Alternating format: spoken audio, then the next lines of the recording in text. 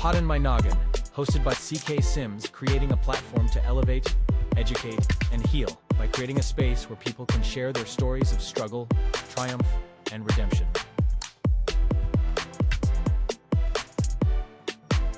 CKS Media.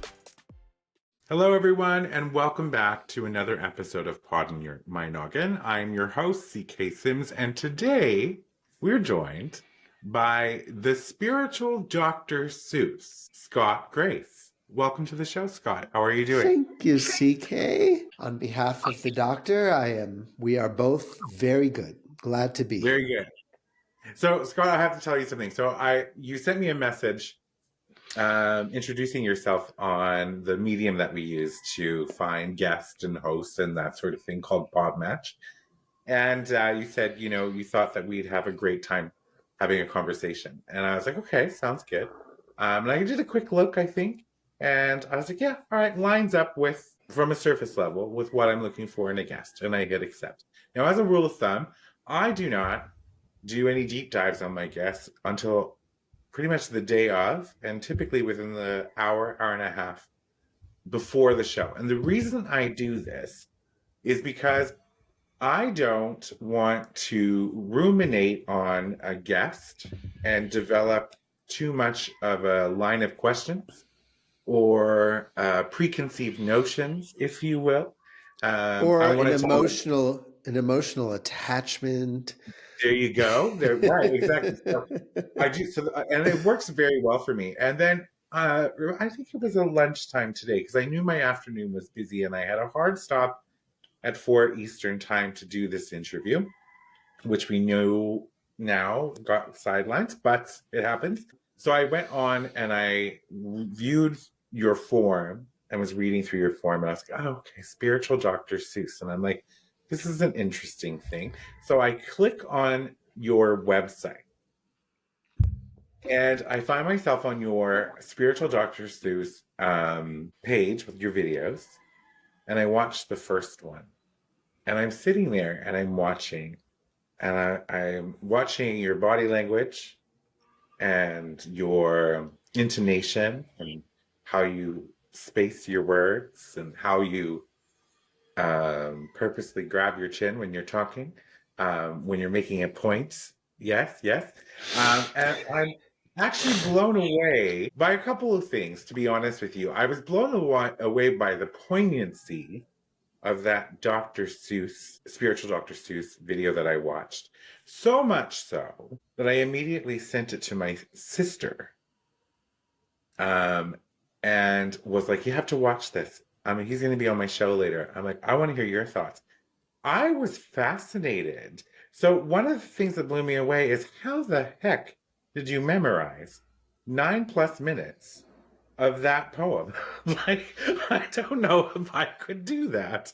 That's impressive. But let's get into it. Tell us, Doctor. I'm going to say Doctor, but yeah, Dr. Seuss, spiritual Dr. Seuss, Scott Grace. Who is Scott Grace? How did Scott Grace start out? Scott Grace is a fictional character invented by the spiritual Dr. Seuss, who one day said, you know what? What if I was just a normal human being?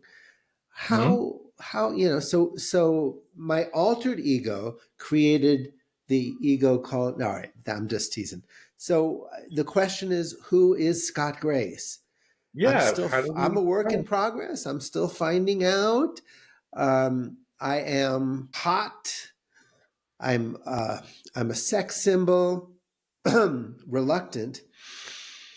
I live in poetry, comedy, vulnerability, fantasy, desire to help people, the desire to boost my ego and never feel bad about myself again.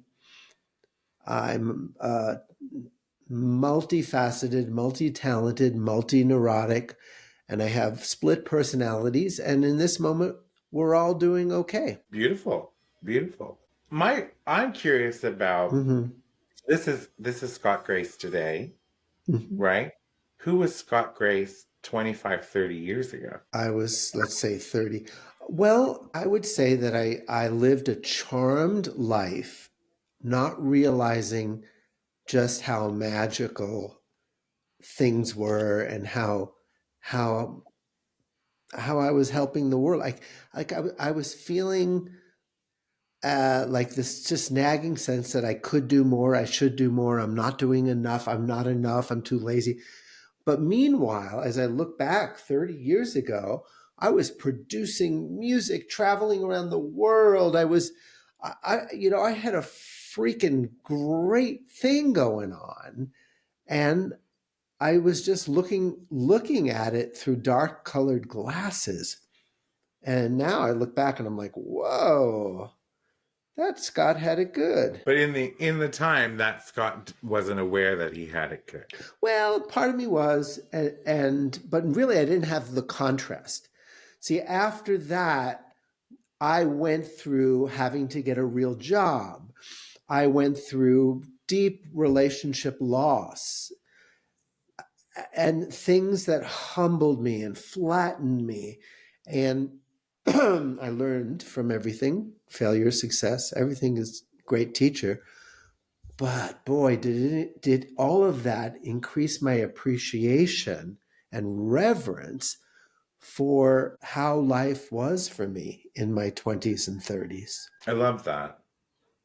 And it's not everyone's journey, because not everyone goes through that adversity and comes out in a state of reflection and gratitude. Some people get Mm. stuck in that state of Yeah. darkness, Yeah. if you You will. can build an Or, identity and build a world around it.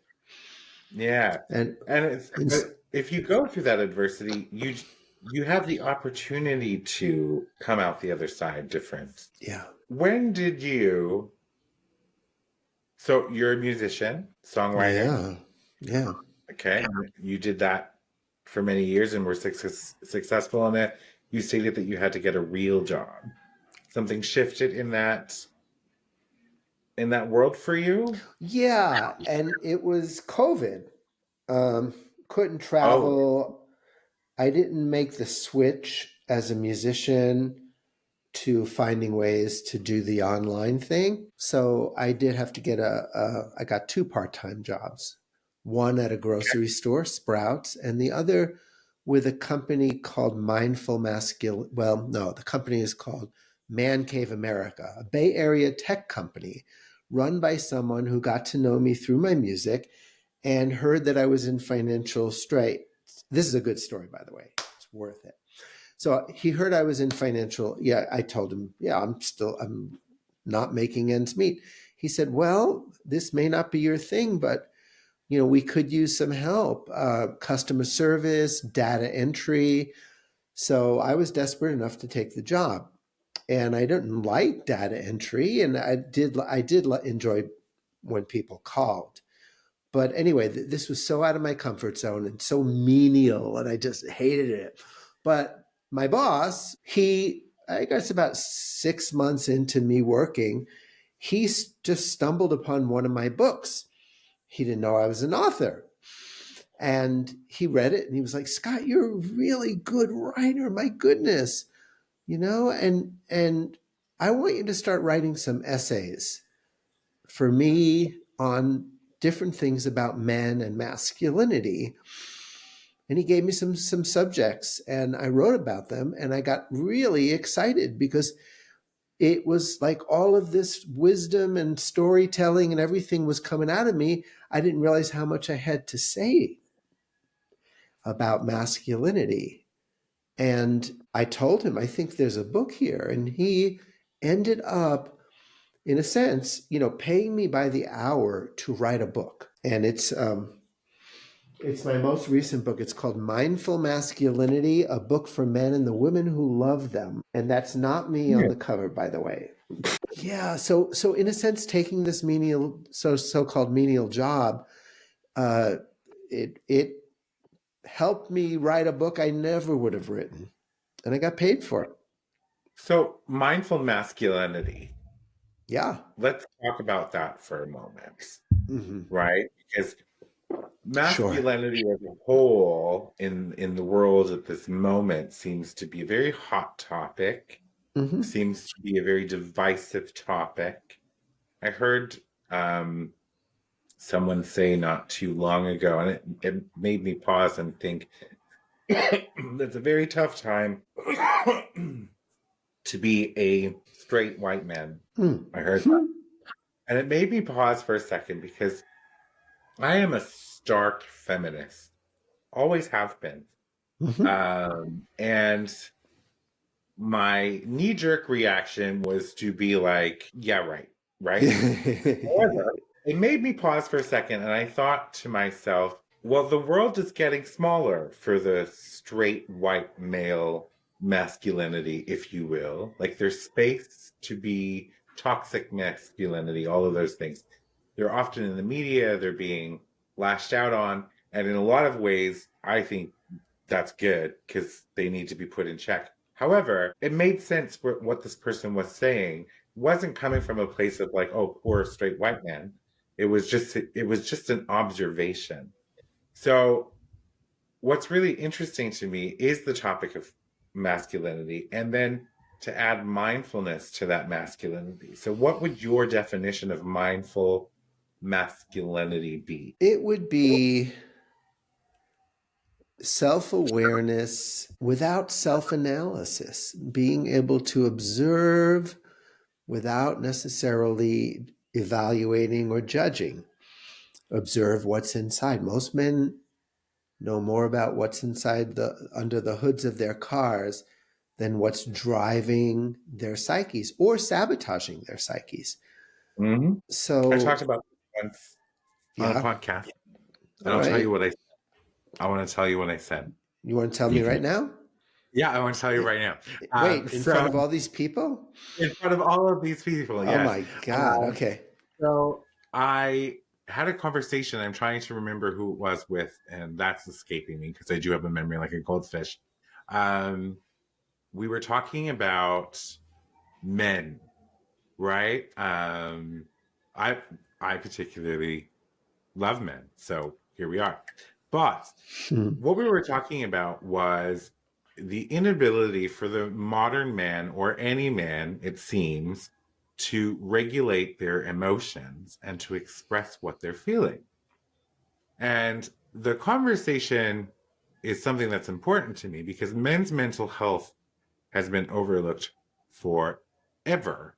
And I want to tell my theory, my thought, it's not a theory, it's fact, is they were never shown how. Like right from being a child, the first boo-boo they have on their leg or time they fall, they're told to toughen up.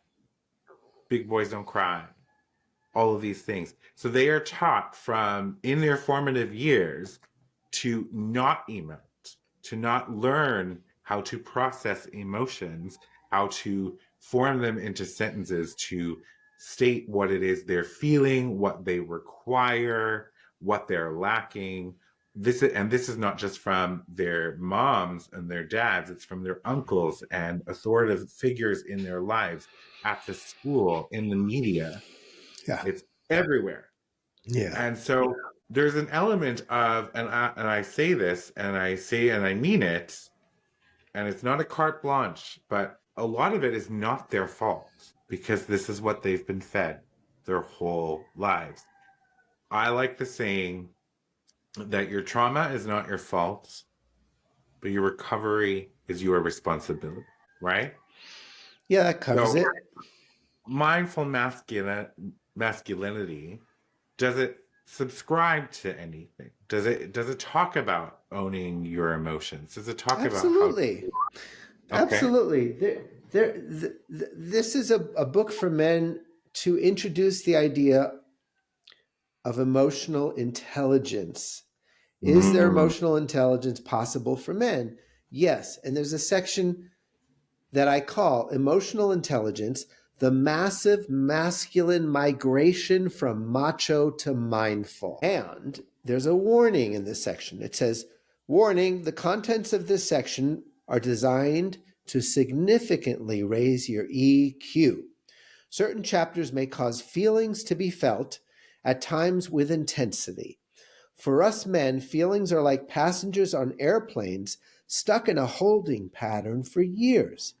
They've been waiting an awfully long time for the air traffic controller to stop controlling them. Thus, in preparation for landing, please fasten your seatbelts. It will get bumpy. And there's a chapter on our men's addiction to not feeling fear. Biggest addiction we got is don't admit fear. Then there's a chapter on anger called Men on Fire. There's a chapter on grief. There's a chapter on fear. And of course, there's a chapter on joy. Because they should be allowed to experience that, right? They're human. All four of the major food groups that I mentioned. Yeah. Sad, scared, glad, and mad. They almost rhyme, right? Almost.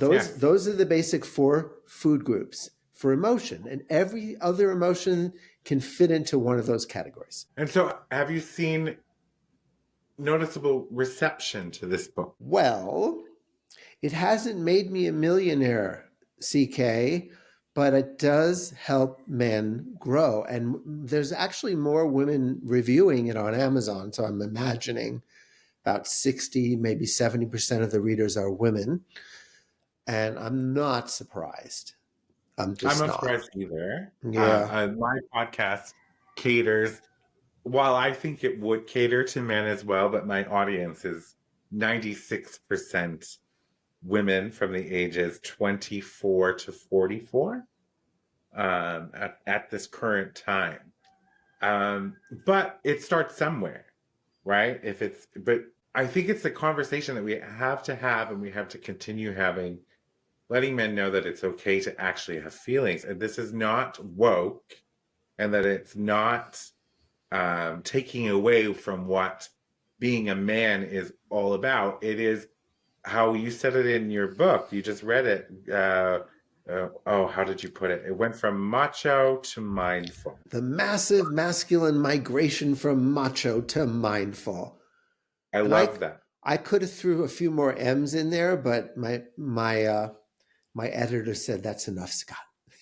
That's enough.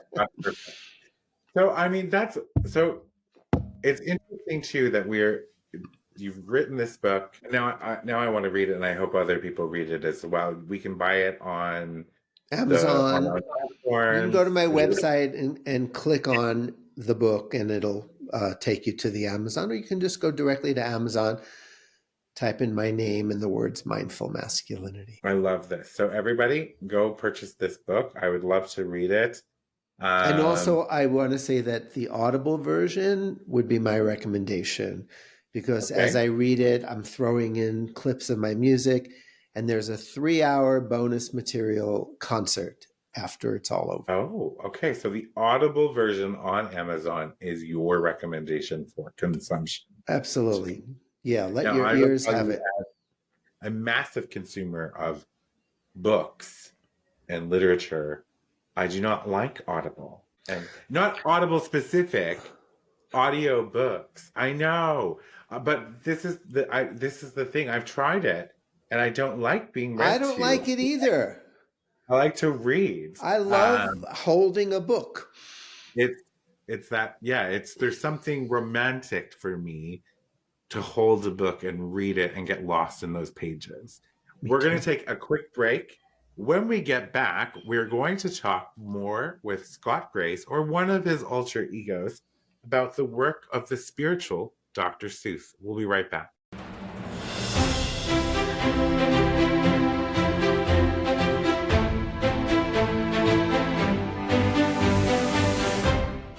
This month, join our Valentine's Quilt Sweepstakes, hosted by Poddin My Noggin and made by CK Sims. Enter for the chance to win the Valentine's quilt and matching pillow by subscribing to Poddin My Noggin's YouTube channel. The sweepstakes will run from February 1st to February 28th, when the winner will be announced. Additionally, you can receive 10 extra entries by purchasing the Easy Beginners Digital Quilt Pattern Valentine's Edition. Check out the sweepstakes rules below and access the link in the description to enter today.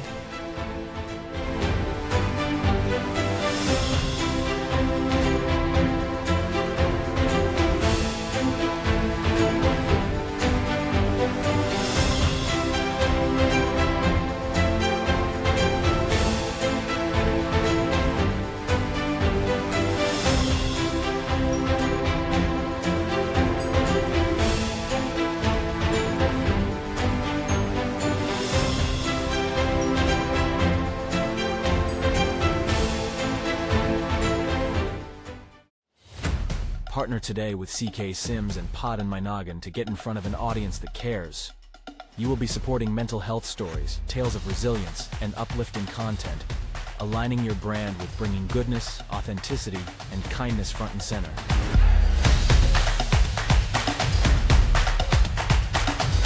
This spot could be yours.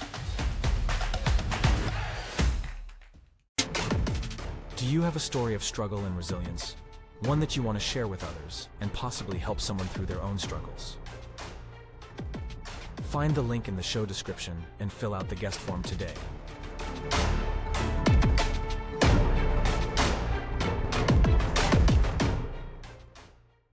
Welcome back, everybody. Before the break, I was talking to Scott Grace. It is Scott Grace that I'm speaking with right now, correct? Correct. Perfect. Okay, just wanted to double check. Scott Grace has written a book called Mindful Masculinity, and what a wonderful and extraordinarily important topic. You can pick this up on Amazon. Also, his recommendation for anybody who loves an audiobook or wants to try out an audiobook, go the audiobook route for this one, because he is also a musician. He includes music throughout the book, and there is a 3-hour additional bonus material at the end of the audiobook. So might be some really good value for your buck there. Go check it out. You can also visit his website at www.scottsongs.com. Now, Mr. Grace, I'd love to speak to your alter ego, the spiritual Dr. Seuss. Now, you can stay if you wish. If he's busy, I get it. You can speak on his behalf. So you hit the pandemic. You needed work. You started doing. You worked at Sprouts, and you worked at this other mancave.ca. America.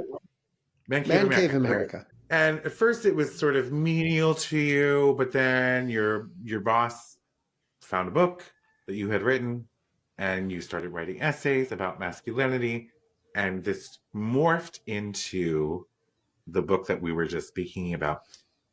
At what point did you also discover that you had a sick talent for rhyming? A sick talent. Yes.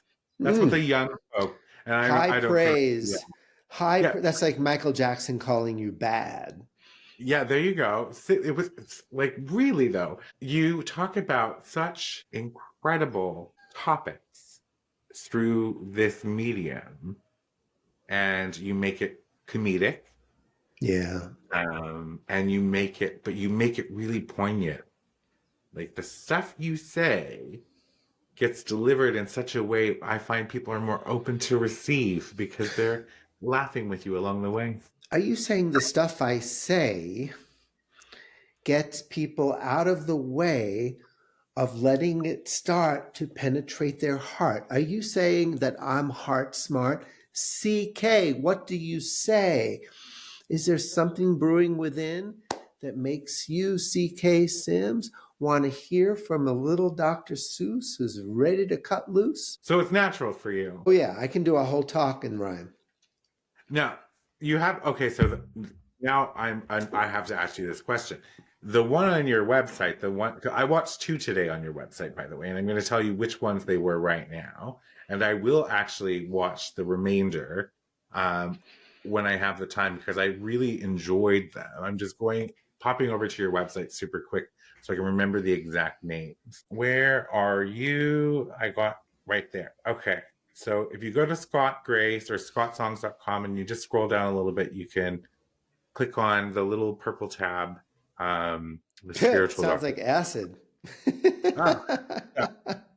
So so this is the one that really caught my attention first. If Dr. Seuss preached the gospel of easy, and it's cut off, it's truncated, so I can't see the rest of it. Easy does it. Easy does it. And so I'm thinking to myself, I'm like, oh, but okay, so what's really beautiful about this is when I clicked on it, I was expecting something very different, very different. I was not expecting the poignant, I guess, if that makes sense. That wasn't what I was expecting. I think I I hear if Dr. Seuss preached the gospel, and I'll blow your mind for a moment. I am a gay Christian, an oxymoron, if you will, according to so many. Um, when I clicked on it, I was immediately wrapped up in the words that you were saying. Now you cannot tell me. This is my question to you. I'm so all over the place today because I'm just scatterbrained. But you did not make that up.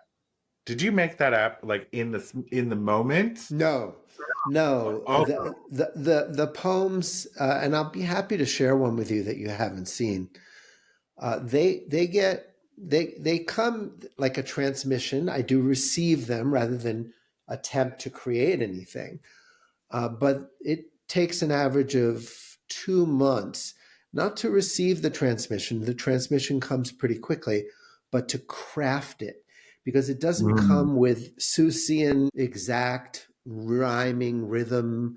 And so I have to craft it. And it takes an average of 2 months. Also to memorize. My Well, goodness. that's just the piece, like the memorization Yeah. alone. Well, Oh, because I was already blown away with. I think I mentioned this earlier in the podcast was how you memorize something that was 9+ minutes long. But then when you just said I could make it up on the go and do a talk, I was like, "There's no way." Like I think I would have imploded if you told me that you did what you did in this video just off the seat of your oh pants. gosh. Oh gosh. Well, no. But you know what? Memorizing it, CK, not a big deal. I would just spend 5 minutes a day for a few weeks. It really wasn't a big deal. I get more like enchanted when I watch a movie and for 2 hours the actor is talking and that's a lot of dialogue. Whereas Yes. this is 7 minutes, 9 minutes of dialogue. So I'm not that impressed with the memorizing. Well, I am impressed with the memorizing without question because I I meant honor your to. impression. But I'm also impressed with the delivery, the body movement, the commitment to what it is you're saying, the Mm. comedic relevance that you interweave into the whole that whole monologue. Really is what I think. And then I'm listening, I'm having a giggle, but I can hear people in your audience also having a giggle because and I just think to myself, this is mad brilliant to do this because when are people most vulnerable? When they're laughing and experiencing joy. Mm. They're more Mm. receptive to receiving I in believe that state of so. mind. Yeah. So it's Yeah. brilliant the way you've delivered this. You said you have one I haven't seen, and I won't. Will I get to see here? Is this a? I am itching to share one with you and your Oh well, I am audience. itching to hear one right now. Everybody, I have Okay. to set it up. Okay, the amazing Mr. Scott Grace as the spiritual Dr. Seuss is taking the floor to deliver us a The monologue. poem is called How the Guilt Stole Christmas. And here's Scott, the doctor. So, there's a teacher inside you who teaches you lessons. His favorite word, should, is a sign of his presence. He shoulds on you till you're so deep in depression. You do things that make your priest gasp at confession. The teacher is guilt, and he's doing his best to whip you in shape so you'll be a success.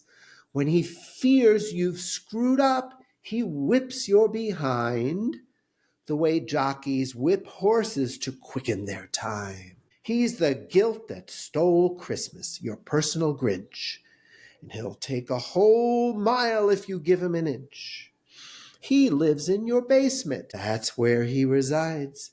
Alone in the darkness, he schemes and he hides. So let's grab a light and head down to the cellar to expose and illumine this cagey cave dweller. Because most of us do not become motivated.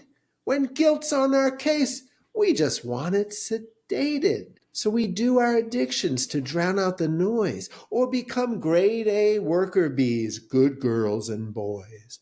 Straight A's, nothing less in your quest for perfection, in the hopes your achievements give God an erection. But God always gives you a standing ovation, adoring you with the most pure adoration. It's guilt that imagines that God could be pissed, which makes you walk on eggshells afraid of his fist, or possibly drives you to be atheist, or at least a type A perfectionist. So many kinds of guilt. There's so,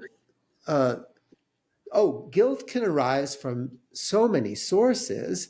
Let's name just a few as a matter of courses. There's guilt from religion, original sin, humanity's birth defect, pass me the gin. There's sexual guilt when you've just done the naughty, and sometimes there's guilt when you just had the thoughty. There's guilt when you did something wrong and got caughty, and guilt when you didn't do something you oughty.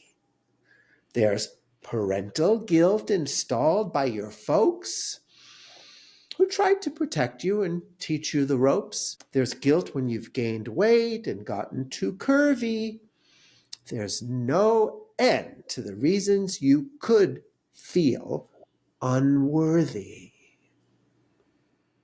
Now, if you're a Catholic, guilt can be addressed in a booth once a week. Hail a cab and confess. And if you're not Catholic, you still can unload. You can pay for a shrink so your head won't explode. Because when you keep guilt in a dark, dark place, it inflates until it explodes in your face. That's why we nickname our therapists shrink, because they help us deflate all the hot air we think. Now, when you got guilt, you're on your own case, and your head's like a courtroom, a humorless place. The district attorney outlines your trespasses as if he was wearing a dark pair of glasses, glasses that block out your goodness and light. He's your prosecution, and he might win this fight. Not so fast, says your diligent defense attorney, who presents all the good things you've done on your journey. Objection, objection, the DA protests and presents more proof that in truth, you're a mess. And on these attorneys, they fight all night and all day and all night, both trying to be heard and trying to be right. When they cross-examine, battle, and spar, they both have no clue of the true you are. Because the you down in Trueville is never on trial. Underneath your adult, there's an innocent child whose report card in truth has no guilt to report. Your case has been settled and laughed out of court. There's no judge or jury, and it's starting to dawn. Being stuck in your head is not where you belong. So you take off your tight, stuffy courtroom attire and slip into whatever your heart does desire. Your heart, not your head, is now leading the way, which leads you back to church from your childhood days. The priest in the booth says, "My child, where have you been? It's been decades. I'm ready to hear some new sins." But nothing prepares him for what he hears next. It's more blasphemous than the scandalous sex. "Father, forgive me, for I've been pretending that something was wrong with me that needed mending. I thought there were hoops that I must jump through first before being happy and knowing my worth. But now I have found that the treasures on earth are here in this moment, this temple, this church.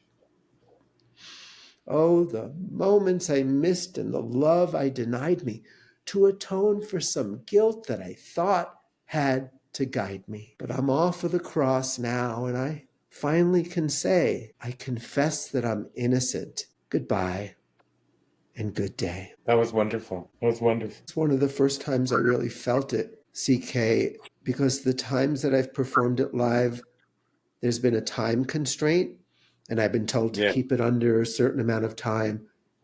So I kind of speeded through it a lot. And this is the first time I felt like I was really feeling every line. It's my story. I love this.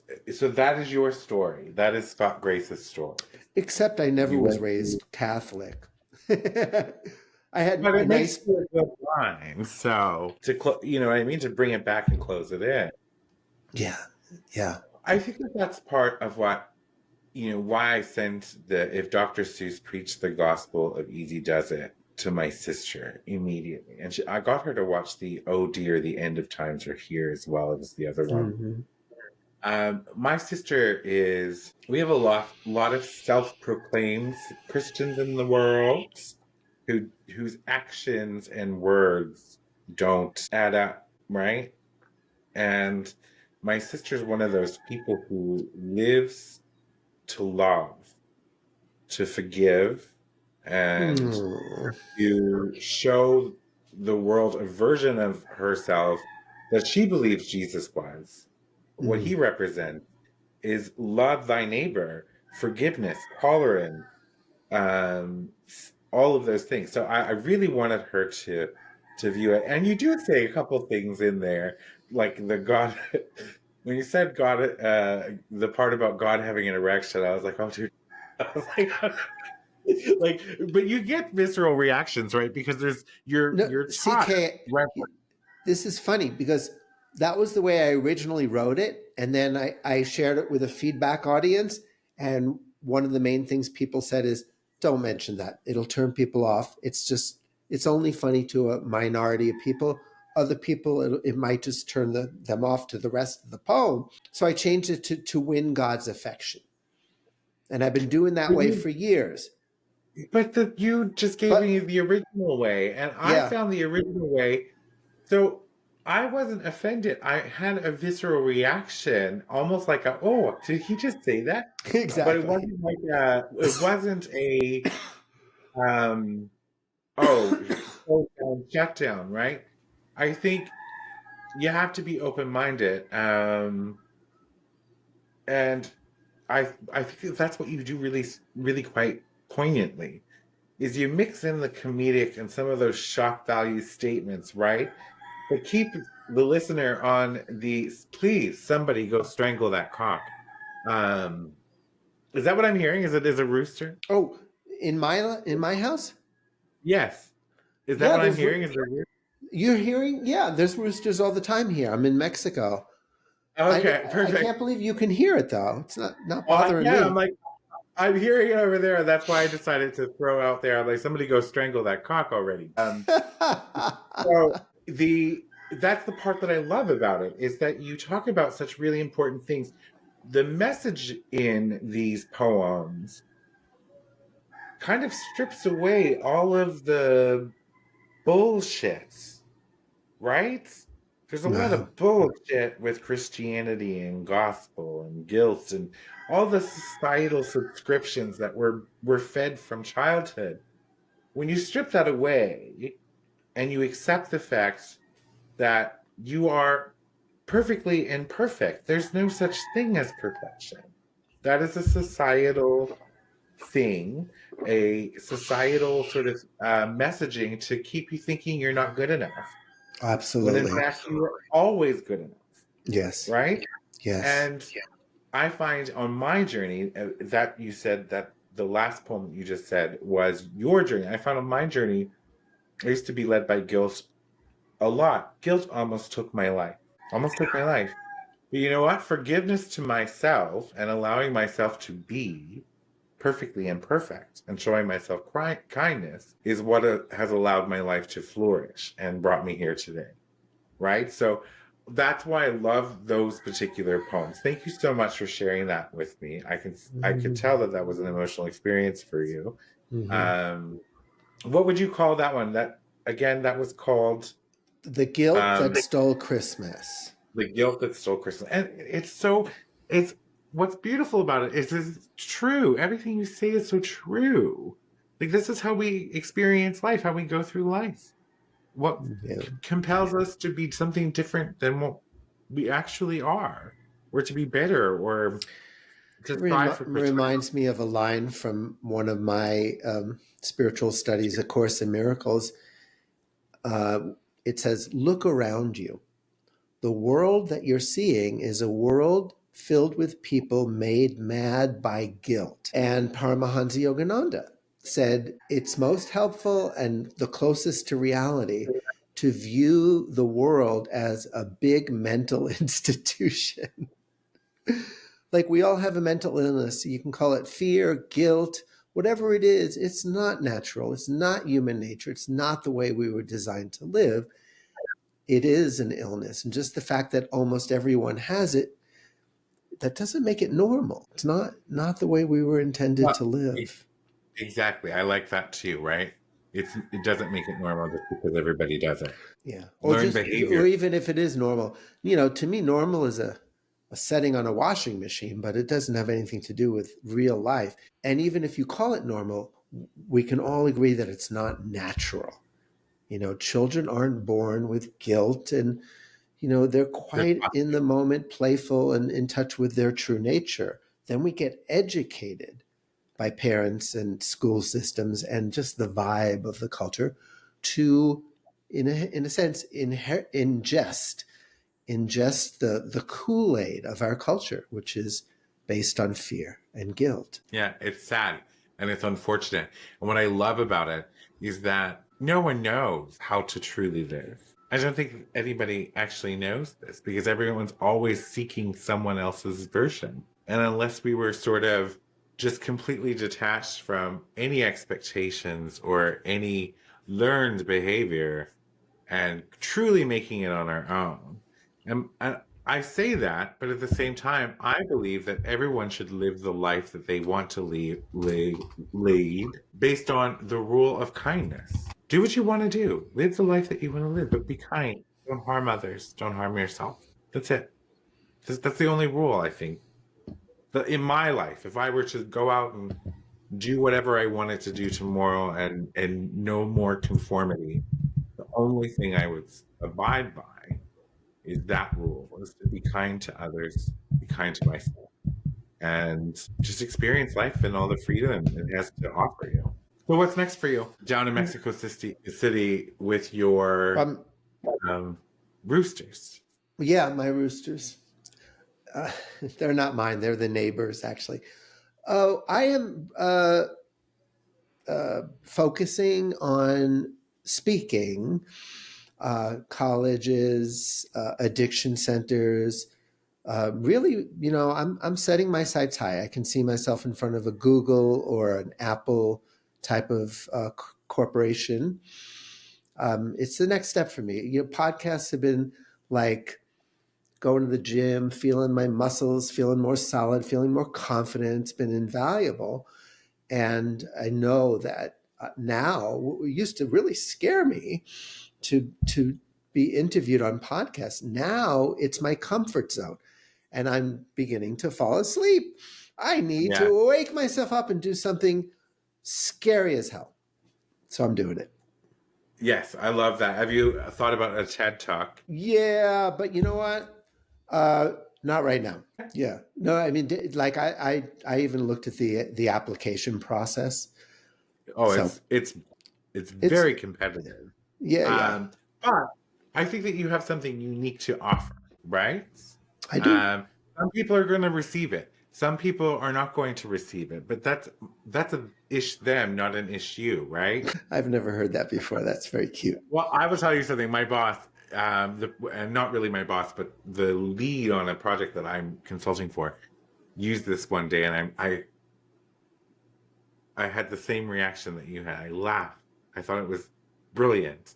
So I told her I was taking it and that I was going to incorporate this in my life, that it's an ish them, not an ish you. So here we are, right? And I think that that's it. I'm not going to be everybody's cup of tea You're not going to be everybody's cup of tea. No one is going to be everybody's cup of tea. However, we will be someone's, right? And Now, if we are fearful, go ahead. I won't be everyone's cup of tea. I might be too stimulating. They might prefer caffeine free. Maybe we'll agree to disagree. I am not trying to be everyone's friend. Those days of seeking to be popular have come to an end. Now it's okay for me to be liked or I know it's more about them than this being called Scott. So I let people live. I hope that they're kind, but then there's people who pay kindness no mind. And I'm learning to accept these unacceptable folks and just have some kindness and tell some jokes. Because we don't need more heavy stuff on this earth. Let's get along with kindness and mirth. Because this earth needs another birth. And you and I are pregnant. Well, the earth does need some kindness at this moment, for sure. I pray daily. I manifest. I ask the spirits and the universe to do whatever needs to be done to heal the world and bring us out to whatever our next version of life. Because I think life as we've known it for the last century or two is about to sort of change in a drastic way, and we're going to sort of start anew. Now that sounds super like conspiracy theory. I don't think it's a conspiracy. I think we go through cycles, right? So, oh, there's a guitar. But, All right. I got to go pretty soon, and I want to take what you just said and share a song I wrote about it. And I wrote it in 1994, but it's more relevant than ever.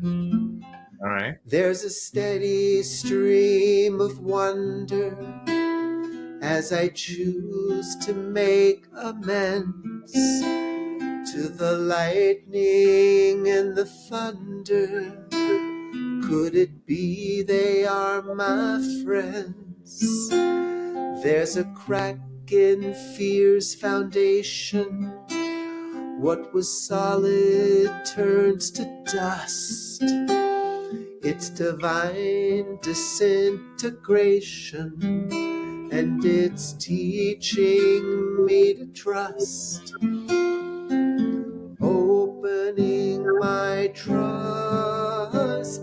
There's a sun inside me dawning. There's a flood of tears to feel. There's a global heart that's warming, getting warmer as I heal. So much warmer as we heal. There's a steady stream of wonder. There's excitement in the air as the lightning and the thunder pours her waters on our cares. There's a choice for celebration as we frolic in the storms. It's divine restoration, and it's why we have been born. We are bringers of the dawn. There's an earth inside me quaking, and there's a flood of tears to feel. There's a global heart that's waking, getting stronger as I heal. So much stronger as we heal. The changes have arrived. No place left to hide, and Mother Earth She's giving birth to a star. Breathing deep through the labor pains, somehow we embrace the change, for midwives of the light is what we are. Yes, midwives of the light is what we are. We are.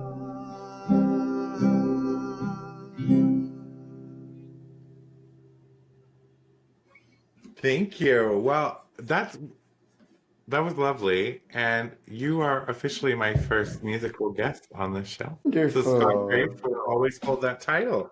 I've never had Always. someone sing for me on my podcast before. I really like the song, and it is in line with what's happening right now, because I do believe that it always gets darkest before the dawn, Yeah. right? So we're going to see massive change within the next 4 to 8 years. Yeah. A decade from now, I don't know if we'll look back and recognize technically how we're living. Things will have changed so much. So, and I know that that's unnerving for people to hear as well. But I think don't live in fear. Just ride the storm. Be kind. Be yourself. For everybody at home, scottsongs.com. You can catch all of Scott's music.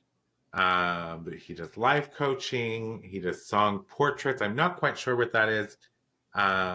He has free treats as well. He has Scott's Musical Medicine Cabinet, Scott's Mindful Comedy. He also has a blog. Like, it's literally a treasure trove of Scott Grace and